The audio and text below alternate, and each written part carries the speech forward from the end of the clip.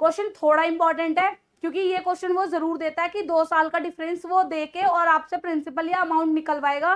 तो क्वेश्चन को थोड़ा ध्यान से देखना, और है भी कुछ नहीं क्वेश्चन में, सिर्फ फॉर्मूले का खेल है। फॉर्मूला याद होगा तो क्वेश्चन अपने आप सॉल्व हो जाएगा आपका।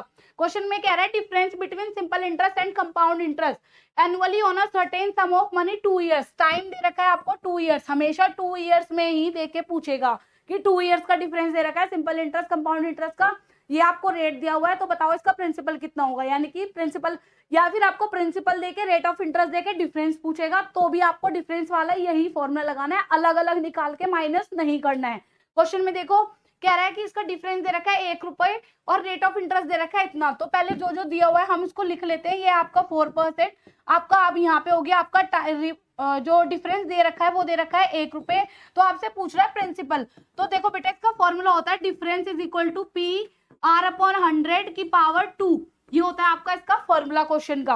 अब इसमें से आपको प्रिंसिपल देके डिफरेंस निकलवा रहा हो, आपको रेट ऑफ इंटरेस्ट निकलवा रहा हो, कोई सी भी तीनों चीजों में से कोई एक चीज अगर निकलवा रहा है तो आप क्वेश्चन को ऐसे ही सॉल्व करोगे। क्वेश्चन में आपको क्या दे रखा है,